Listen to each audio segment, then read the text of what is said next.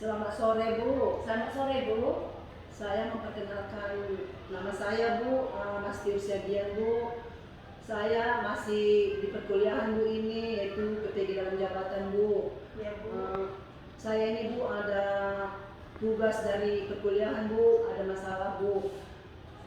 Kira-kira bisa Bu kita wawancara Bu? Bisa Bu, silakan Bu. Ya Bu, masalah saya Bu begini Bu, masalahnya Bu kurang motivasi belajar siswa kelas 1 pada pembelajaran matematika, materi penjumlahan Bu. Yaitu Bu, nomor 1 Bu, bagaimana pandangan Ibu dengan masalah itu Bu? Baik Bu, Mas Tiur. Sebelumnya perkenalkan, nama saya Asdini Indah Lestari SPD. Saya sebagai guru pakar di sini ingin membantu Ibu Mas Tiur. Kita diskusi di sini ya Bu ya. Iya Bu. Bu Mas Tiur mengatakan bahwa adanya kurangnya motivasi pada siswa kelas 1 pada pelajaran matematika materi penjumlahan. Iya, Bu. Nah tentunya Bu, kalau menurut saya jika terjadi masalah dalam pembelajaran tentunya itu ada penyebabnya. Kita mencari tahu dulu kira-kira apa penyebab dari masalah kurangnya motivasi siswa kelas 1 pada pelajaran matematika materi penjumlahan. Penyebab tersebut bisa jadi Bu mulai dari diri sendiri kita ya Bu ya, sebagai guru mungkin kita kurang memberikan pembelajaran yang aktif dan menyenangkan, atau kita juga belum menggunakan model-model pembelajaran yang inovatif gitu kan. Atau ketika kita mengajar kita belum menggunakan media pembelajaran yang cocok untuk materi tersebut Bu. Mungkin begitu Bu menurut saya. Yang kedua Bu, bagaimana solusi dan masalah ini Bu?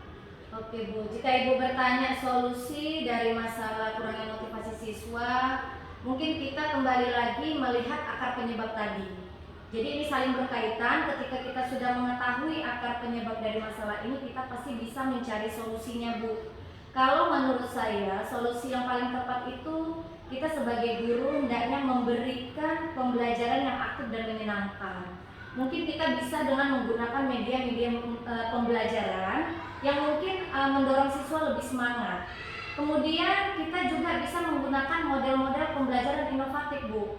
Saran saya mungkin untuk masalah ini kita menggunakan model pembelajaran PJBL atau kepanjangannya Project Based Learning gitu Bu. Jadi pembelajaran ini, model pembelajaran ini berbasis proyek gitu. Jadi nanti anak-anak bisa diberikan suatu kegiatan untuk melihat perkembangan peserta didik itu Bu. Begitu Bu. Yang nomor 3 Bu, bagaimana cara menerapkan model PJDL itu Bu? Saya kurang ngerti Bu. Oke Bu, jadi kalau Ibu bertanya model proyek based learning ya, atau model apa ya, kegiatan berbasis proyek gitu kan, kegiatan pembelajaran berbasis proyek, itu yang pasti nanti di langkah-langkah pembelajaran Ibu harus memberikan pertanyaan mendasar kepada peserta didik gitu kan.